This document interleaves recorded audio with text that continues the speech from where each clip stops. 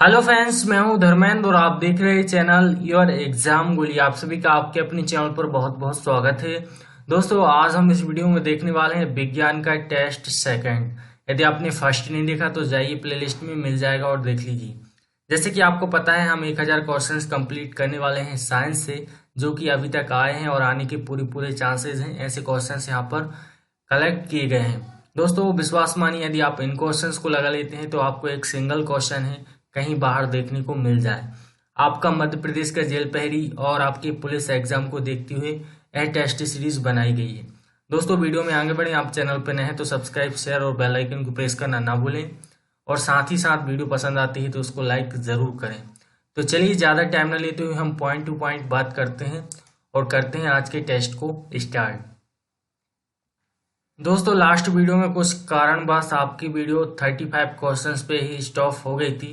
चलिए यहाँ से स्टार्ट करते हैं और आज के क्वेश्चंस फिर अलग से करेंगे इसी में, है ना। तो आपका क्वेश्चन है, क्या वायुयानों के टायरों में गैस का प्रयोग किया जाता है? जो वायुयान होते हैं उसके टायरों में कौन सी गैस भरी जाती है? दोस्तों को बता दें, यहाँ पर आपका राइट आंसर आएगा क्या, हीलियम। क्योंकि दोस्तों यह बहुत ही हल्की गैस होती है। हल्की कहने का मतलब हराई, तो आपको इसलिए यहाँ पर यूज की जाती है। ज्यादा वेट नहीं होता, हल्की गैस होती है, इस कारण इस गैस का यूज किया जाता है। नेक्स्ट हमारा क्वेश्चन है, निम्नलिखित में से हंसाने वाली गैस कौन सी है? आपके चारों ऑप्शन आपको दिख रहे हैं, हंसाने वाली गैस बताइए। दोस्तों यहाँ पर राइट आंसर जाएगा क्या, आपका नाइट्रस ऑक्साइड। Okay, NO2। चलिए देखते हैं अगला। नेक्स्ट है हमारा, निम्नलिखित में से हास्य गैस के रूप में प्रयुक्त होता है? घुमाकर पूछा गया है, तो यहाँ पर वही आएगा, नाइट्रस ऑक्साइड। अगला हमारा क्वेश्चन है, गहरे समुद्र के गोताखोर निम्न में से किस एक गैस मिश्रण का उपयोग करते हैं? आपको बताना है, जो समुद्र में गोताखोर होते हैं वो जब गोता लगाते हैं तो कौन सी गैस यूज करते हैं? तो दोस्तों आपको बता दें, हीलियम और ऑक्सीजन का मिश्रण। क्योंकि हीलियम हल्की गैस होती है जिसकी वजह से वो ऊपर रहते हैं, और इसके साथ साथ ऑक्सीजन मिश्रण के रूप में लेते हैं ताकि उनको ऑक्सीजन की कमी ना हो, सांस ले सकें। हम अगला क्वेश्चन देखते हैं। अगला क्वेश्चन है हमारा, कौन गैस चक्र नहीं है? मतलब कि जो गैसों का चक्र चलता है वातावरण में, यहाँ पर कौन सा नहीं है? तो दोस्तों यहाँ पर हमारा जाएगा H2, हाइड्रोजन यहाँ पर गैस चक्र में नहीं आता। जैसे कि आपको पता है, वातावरण में नाइट्रोजन, ऑक्सीजन और कार्बन डाइऑक्साइड उपस्थित रहती है।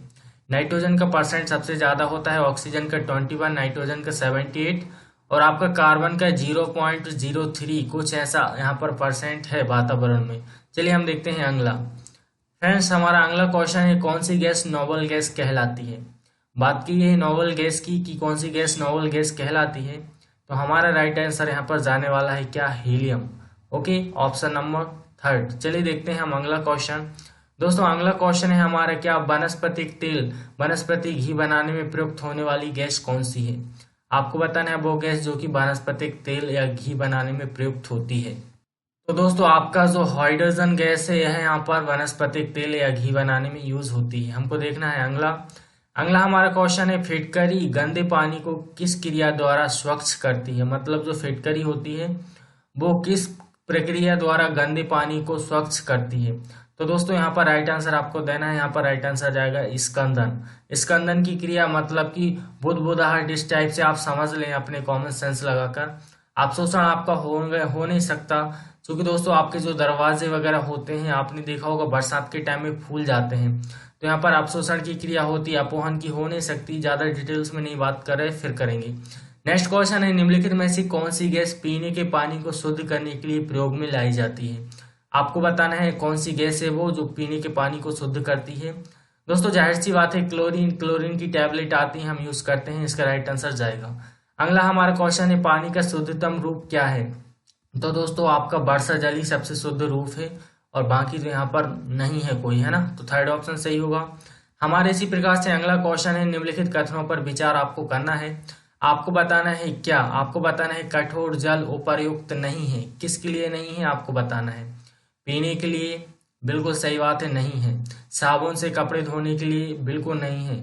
बॉयलर्स में प्रयोग करने के लिए, इसमें भी नहीं है। और फसल की सिंचाई के लिए, मतलब जो कठोर जल होता है वो किसी काम का नहीं है। मतलब यहाँ पर D2O की बात की जा रही है। अगला क्वेश्चन है हैवी वाटर में है, क्या है? तो फ्रेंड्स यहाँ पर हैवी वाटर की बात की गई है, आप देख सकते हैं। तो आपका राइट आंसर आपको करना है, यहाँ पर जाएगा फोर्थ, हाइड्रोजन के स्थान पर ड्यूटीरियम होता है। ओके, D2O इसलिए बोलते हैं। अब हाइड्रोजन को जलाने से क्या बनेगा? तो दोस्तों सीधी सी बात है, हाइड्रोजन को जब आप जलाएंगे तो यहाँ पर वाटर। ओके, नेक्स्ट है क्या निम्नलिखित में से कौन सूखा बर्फ कहलाता है? दोस्तों इसको तो रट ही लो, बहुत से एग्जाम में आता है। ठोस कार्बन डाइऑक्साइड को हम क्या बोलते हैं? सूखा बर्फ। चलिए अगला क्वेश्चन हम देखते हैं। पारद धातु मिश्रण है, किसका है? चारों ऑप्शन आपके सामने है। तो दोस्तों पारद धातु यहाँ पर आपके पारद युक्त मिश्र धातु होती है, यही है मिश्रण। ओके, चलिए हम देखते हैं अगला। अब नेक्स्ट और लास्ट क्वेश्चन है, क्या निम्नलिखित में से कौन सी मिश्र धातु नहीं है? तो दोस्तों आप यहाँ पे देखेंगे तो स्टील भी मिश्र धातु है, पीतल भी एक मिश्र धातु है, और इसके साथ साथ आपका नेक्स्ट है आपका दोस्तों आपका यहाँ पर जे भी मिश्र धातु नहीं है, ब्रॉन्ज। तांबा भी मिश्र धातु है, पिताजी तांबा, दस्ता, और आपका बोला था मैंने पिताजी, आप याद कर लेना, पिताजी में तांबा और जस्ता। तो दोस्तों यहाँ पर आपका थर्ड ऑप्शन सही, फोर्थ तांबा नहीं है दोस्तों, पीतल है, सॉरी बोल रहा हूँ गलत। यहाँ पर आपका जो फोर्थ ऑप्शन है डी, यहाँ पर जो मिश्रण नहीं है किसी का, तांबा किसी का मिश्रण नहीं है, पीतल है, पिताजी तांबा और जस्ता का पीतल। स्टील भी मिश्र धातु है, ब्रॉन्ज भी है, तांबा नहीं है, सॉरी। चलिए देखते हैं नेक्स्ट। अब दोस्तों यहाँ पर कुछ क्वेश्चंस आपके लास्ट ईयर के क्वेश्चंस के इंक्लूड कर रहा हूँ जो कि इसी पैटर्न पे आने वाले हैं, तो आपको याद रखना है। क्या है? उपकला ऊतक शरीर स्तर और पेशी ऊतक क्या करते हैं? तो दोस्तों यहाँ पर आपके ऑप्शन है, राइट आंसर हमारा जाएगा गति। जो आपके पेशी ऊतक हैं, पेशियों की गति। उपकला ऊतक क्या करते हैं? शरीर का स्तर बनाते हैं। चलिए हम देखते हैं अगला। इसी प्रकार से दोस्तों हमारा अगला क्वेश्चन पूछा गया है, क्या क्लोरीन की परमाणु संख्या 17 है? दोस्तों पेपर आपको ऐसे ही देखने को मिलेगा, आप चाहे क्वेश्चन कैसे भी पढ़ रहे हो वो नहीं समझता, बट पेपर आपको कुछ इसी फॉर्मेट। तो दोस्तों आपका क्वेश्चन यही है कि क्लोरीन Cl की परमाणु संख्या 17 है और द्रव्यमान संख्या कितनी है? 35। इससे बने आयन में न्यूट्रॉन, प्रोटॉन और इलेक्ट्रॉनों की संख्या की गणना करनी है। आपको पता है कोई भी परमाणु या एटम होता है जो 3 तत्वों से मिलकर बना होता है, इलेक्ट्रॉन, प्रोटॉन और न्यूट्रॉन, आपको पता होना चाहिए। और आपका जो इलेक्ट्रॉन है वो कक्षीय गति करते रहते हैं चारों ओर, आपका न्यूट्रॉन सेंटर में रहता है जो कि आपका, और प्रोटॉन आपको पता है दोस्तों। यहाँ पर आपका राइट आंसर जाएगा क्या? आपका राइट आंसर जाने वाला है ऑप्शन नंबर थर्ड, जी। न्यूट्रॉन और आपके इलेक्ट्रॉन इनकी संख्या एक समान होती है, और आपका जो प्रोटॉन रहता है जो कि उदासीन रहता है, हाँ प्रोटॉन पर प्लस चार्ज रहता है, इलेक्ट्रॉन पर आपका माइनस चार्ज रहता है, और न्यूट्रॉन है जो आपका उदासीन कण होता है। आपसे पूछ ले प्रोटॉन पर कौन सा चार्ज होता है, तो प्लस, इलेक्ट्रॉन पर माइनस चार्ज होता है, और न्यूट्रॉन आपका उदासीन कण होता है। आपके प्रोटॉन की संख्या समान रहती है जो कि परमाणु संख्या कहलाएगी, और आपके इलेक्ट्रॉन और न्यूट्रॉन की संख्या एक जैसी रहती है, तो 18-18 हो जाएगा। चलिए बढ़ते हैं आगे। अब दोस्तों आपसे पूछा है एक निकाय समुद्री जल में तैरता है लेकिन नदी के पानी में डूब जाता है, क्यों? तो आपको यहाँ पर चारों ऑप्शन में से चूज करना है। तो दोस्तों आपके यहाँ पर राइट आंसर जाने वाला है, समुद्री जल का घनत्व नदी जल की तुलना में अधिक होता है। कम नहीं लगाना, अधिक होता है।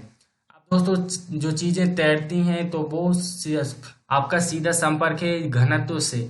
आपके पानी के ऊपर तेल क्यों तैरता है? क्योंकि आपका जो पानी है इसका घनत्व तेल से अधिक होता है। अब जिस चीज का घनत्व अधिक होगा और जिस चीज का घनत्व कम होगा, कम वाली चीज अधिक वाली के ऊपर तैरेगी।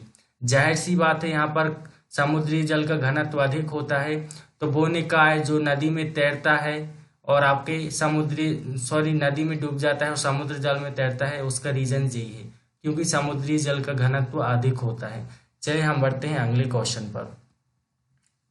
दोस्तों इसी प्रकार से हमारा क्वेश्चन पूछा गया है, माता पिता अमीबा की 3 लगातार द्विआधारी विखंडन से बनी अनुजात अमीबा की संख्या होती है। तो दोस्तों यहाँ पर हमारा राइट आंसर जाएगा क्या? 8। जी हाँ फ्रेंड्स, राइट आंसर जाएगा 8। अब आपको पता होना चाहिए कि जो द्विआधारी बाइनरी विखंडन होता है वो क्या होता है। तो दोस्तों एक मात्र सेल से कोशिका से दो सेल्स का निर्माण ही द्विआधारी होता है। आप समझते हैं जो है माता पिता की सेल, अब इससे दो सेल बनी, एक और दो। अब इन दोनों से फिर से दो दो बनेंगी, एक से दो, द्विआधारी विखंडन हो रहा है चूंकि, इसलिए दो बनती हैं एक सेल से। अब फिर इससे दो बनेंगी, फिर इससे दो बनेंगी, इससे दो बनेंगी और इससे भी दो बनेंगी, फिर इनसे भी दो दो बनने लगेंगी। यहाँ पे बोला है 3 बार विखंडन, है ना। यहाँ पर सीधा सीधा बोला है 3 लगातार द्विआधारी विखंडन। तो एक स्टेज, यहाँ पर 2 स्टेज और यहाँ पर ये 3 स्टेज में। अब आप यहाँ पर गिन लीजिए अनुजात, 1 2 3 4 5 6 7 8। यहाँ पर अनुजात डॉक्टर अमीबा की संख्या होगी 8। चलिए देखते हैं अगला। दोस्तों हमारा अगला क्वेश्चन है, निम्नलिखित में से किस एक सुझाव द्वारा जल जनित रोगों को रोका जा सकता है। तो आपके खांसने के दौरान मुंह पर एक रुमाल रखकर, नहीं ये तो जल जनित नहीं हो सकता। सुरक्षित पेयजल प्रदान करके हो सकता है। अत्यधिक भीड़भाड़ वाले स्थानों पर अनावरण या संपर्क को रोककर, नहीं। पड़ोस में मच्छरों के प्रजनन को रोककर। दोस्तों यहाँ पर बोला है जल जनित रोग, तो यहाँ पर आएगा सुरक्षित पेयजल प्रदान करके। हम देखते हैं अगला हमारा क्वेश्चन। इसी प्रकार से हमारा अगला क्वेश्चन है, क्या निम्नलिखित में से कौन मनुष्य की आहार नाल का हिस्सा नहीं है। आहार नाल का पूछा है, तो श्वास नली, आंत, ग्रसनी, मलाशय, तो ये तीनों ही आहार नाल के हिस्से हैं, श्वास नली नहीं है। चलिए देखते हैं अगला। हमारा अगला क्वेश्चन है दोस्तों, पशुओं का भोजन जिसमें कम फाइबर और अपेक्षाकृत उच्च स्तर से प्रोटीन होता है उसे कहते हैं। तो दोस्तों यहाँ पर आ जाएगा आपका क्या, आपका सांद्र कॉन्सेंट्रेट, ओके, जिसमें आपका पशुओं का भोजन जिसमें कम फाइबर और अपेक्षाकृत उच्च स्तर में प्रोटीन होता है। अगला क्वेश्चन है हमारा इसी प्रकार से, दूरी समय ग्राफ पर हर 2 घंटे के बाद ग्राफ 15 मिनट के लिए समय अक्ष के समांतर एक सीधी रेखा में होता है, यह दर्शाता है क्या। तो दोस्तों यहाँ पर सीधी सी बात है, जब वो हर घंटे 15 मिनट के लिए समय अक्ष के समांतर एक सीधी रेखा में आ रहा है, मतलब स्टॉप होने के बाद फिर से चालू हो रहा है, तो सीधी सी बात है प्रत्येक 2 घंटे के बाद वाहन 15 मिनट के लिए विराम पर आता है। फिजिक्स का क्वेश्चन है, आपको आना चाहिए। दोस्तों सिंपल इजी क्वेश्चन कराने के लिए मैं करा दूं, लेकिन क्या मतलब जब आएंगे ही नहीं। आप देख लीजिए लास्ट ईयर के क्वेश्चन आए हुए हैं, आपको पता होना चाहिए। गैर संपर्क बल के उदाहरण हैं, मतलब कि गैर संपर्क बल के कौन से उदाहरण हैं। तो दोस्तों यहाँ पर आ जाएगा हमारा क्या, आपका गुरुत्वीय बल और चुंबकीय बल, ये कैसे गैर संपर्क बल के उदाहरण हैं। चलिए हम देखते हैं अगला। इसी प्रकार से हमारा अगला क्वेश्चन है, आमतौर पर विद्युत लेपन इलेक्ट्रोप्लेटिंग के लिए इस्तेमाल होने वाली 4 धातुएं निम्न हैं। अब बताइए कौन कौन सी वे धातुएं हैं जो आपका इलेक्ट्रोप्लेटिंग के लिए उपयोग में यूज होती हैं। तो दोस्तों आपका राइट आंसर जाएगा क्रोमियम, जिंक, सोना और कॉपर। आपको पता होगा कॉपर की भी परत चढ़ाई जाती है, सोने की भी चढ़ाई जाती है, जिंक की तो चढ़ाई जाती है, और आपका यहाँ पर क्रोमियम की भी चढ़ाई जाती है। कभी सुना है कि सोडियम की परत चढ़ी है, कभी सुना है आपने सोडियम की परत चढ़ी है, लोहे की परत चढ़ी है। ये सारी चीजें आपने सुना नहीं होगा, बट आपने बहुत सुना होगा कि सोने का गहने होते हैं, सोने का पानी चढ़वा देते हैं, कॉपर भी चढ़ा देते हैं, जिंक के जस्ते की परत भी चढ़ी रहती है। चलिए देखते हैं अगला। इसी प्रकार से हमारा अगला क्वेश्चन है दोस्तों, आपको बताना है, यदि 1 किलोग्राम रेत को 90 डिग्री सेल्सियस तक गर्म किया जाता है और 30 डिग्री सेल्सियस पर पानी में डाल दिया जाता है, तो आधे घंटे के बाद तापमान क्या होगा। तो दोस्तों आपको बताना है क्या होगा इन चारों ऑप्शन में से राइट आंसर। दोस्तों आपका राइट आंसर जाएगा रेत और पानी का तापमान समान होगा। चलिए देखते हैं अगला। हमारा अगला क्वेश्चन है, आपको बताना है, बिलियन जिनके कणों का आकार 1 नैनोमीटर और 100 नैनोमीटर के बीच है, वे कहलाते हैं क्या। तो दोस्तों वे कहलाते हैं आपका कलिल या कोलाइड। कोलाइड विलयन आपने सुना होगा केमिस्ट्री में। दोस्तों यहाँ से डीपली क्वेश्चन बने हैं, आपको डीपली पढ़ना पड़ेगा, नहीं तो आप छोटा मोटा पढ़ के चले गए तो नहीं समझते क्या होगा। यदि एक जीव विभाजन के एकक या एकल तल में 2 समान टुकड़ों में काटा जाता है तो उस जीव को निम्न कहते हैं। क्या बोलते हैं, एक जीव है, उसका विभाजन हुआ, मतलब कि उसको अलग अलग कोशिकाएं हुई, उसकी विभाजन का मतलब ये होता है एक कोशिका से दूसरी कोशिका का निर्माण होना, दूसरी से तीसरी का होना, जीव विभाजन कहलाता है। एक जीव विभाजन के एकल तल में 2 समान टुकड़ों में काटा जाता है, तो सीधी सी बात है दोस्तों यहाँ पर द्विपार्श्व सममित होगा। चलिए देखते हैं हम अगला। इसी प्रकार से हमारा अगला क्वेश्चन है, थल समीर कब चलती है। तो दोस्तों आपको बताना है जो थल समीर है वो कब चलती है। दोस्तों ये रात के समय चलती है, रात के दौरान थल समीर। अगला इसी प्रकार से हमारा क्वेश्चन है, यहाँ पर पाश्चुरीकृत दूध को उबाले बिना भी उपयोग किया जाता है क्योंकि यह हानिकारक जीवों से मुक्त होता है। प्रक्रिया के दौरान दूध को लगभग कितने डिग्री सेल्सियस पर गर्म किया जाता है। तो दोस्तों आपको बता दें, यहाँ पर राइट आंसर जाएगा हमारा 70 से आपका करीबन 100 के समथिंग। ओके, नहीं दोस्तों बोलने में मिस्टेक कर रहा हूँ, 100 तो होगा नहीं, 100 पे तो बाष्पीकृत हो जाता है, पानी हो चाहे कोई भी चीज़ हो। आपका यहाँ पर आएगा 70 तक, ऐसा आएगा 70 तक, 15 सेकंड से 30 सेकंड के लिए 70 डिग्री सेल्सियस तक। ओके, चलिए देखते हैं अगला। अब हमसे पूछा है, निम्नलिखित में से कौन सा अग्निशामक का सही उदाहरण है। तो दोस्तों अग्निशामक आपने देखा होगा हॉस्पिटल में जो कार्बन डाइऑक्साइड के सिलेंडर रखे होते हैं। यहाँ पर राइट आंसर तो हमारा जे जाने वाला है। चलिए अब हम देखते हैं अगला। इसी प्रकार से हमारा अगला क्वेश्चन है, निम्नलिखित में से कौन सा एक भौतिक परिवर्तन है। भौतिक, तो दोस्तों भौतिक परिवर्तन की बात की गई तो बर्फ का पिघलना, आपका लोहे में जंग लगना, दही का दूध में जमना, और आपके जो दूध वाले जितने भी एक्टिविटी हैं, भोजन का पाचन, ये सारी चीजें रासायनिक उदाहरण है। और आपका बर्फ का पिघलना यहाँ पर आ जाएगा आपका भौतिक। चलिए देखते हैं अगला। इसी प्रकार से हम बात करें फ्रेंड्स अगले की, तो अगला भी हमारा क्या है, निम्नलिखित में से कौन सा एक शोर के लिए उदाहरण नहीं है। तो दोस्तों आपको पता होगा शोर के लिए तो विस्फोट से ध्वनि होगा, कारखानों से ध्वनि होगा, वाहनों से ध्वनि होगा। हाँ, यहाँ पर एक असंगीत वाद्य यंत्रों से ध्वनि नहीं है। चलिए हम देखते हैं अगला। अगला इसी प्रकार से हमारा, एक तरल के क्वथनांक के लिए निम्नलिखित कथनों में से कौन सा सही नहीं है। तो दोस्तों आप समझते होंगे क्वथनांक और गलनांक, मतलब कि क्वथनांक जहाँ से आपका वाष्प में परिवर्तित होने लगता है कोई भी पदार्थ या वाटर, और आपका गलनांक जहाँ से बर्फ में परिवर्तित होने लगता है। अब बात करें क्या एक तरल के क्वथनांक के लिए निम्नलिखित कथनों में कौन सा सही नहीं है। यह तरल की प्रकृति पर निर्भर करता है, यह तरल की शुद्धता पर निर्भर करता है, एक कमरे के ताप पर निर्भर करता है, एक वायुमंडलीय दाब पर निर्भर करता है। दोस्तों ये तीनों तो सही हैं बट सही नहीं है, तो यह कमरे के ताप पर निर्भर करता है जी। चलिए हम देखते हैं अगला। हमारा अगला और लास्ट क्वेश्चन है आज का, क्या कि आपको बताना है जो Na2CO3 आपका में या के द्रव्यमान इकाई के सूत्र की आपको गणना करनी है। आपका सोडियम बराबर दिया गया है 23, आपका कार्बन बराबर 12, और आपका यहाँ पर ऑक्सीजन बराबर 16 और हाइड्रोजन बराबर 1। आपको इकाई सूत्र निकालना है, क्या होगा इकाई सूत्र की गणना करना है। तो राइट आंसर जाएगा यहाँ पर 286। क्योंकि दोस्तों आपको बताऊंगा मैं न्यूमेरिकल की एक वीडियो ले आऊंगा ताकि आप जल्द से जल्द इन क्वेश्चंस को सॉल्व कर सकें, यहाँ पर टाइम लग जाएगा। फ्रेंड्स वीडियो कैसी लगी, अच्छी लगी हो तो प्लीज लाइक करते जाएं, चैनल पर नहीं तो सब्सक्राइब शेयर जरूर कर लें। तब तक के लिए लेते हैं आपसे विदा, take care, love you all, जय हिंद जय भारत।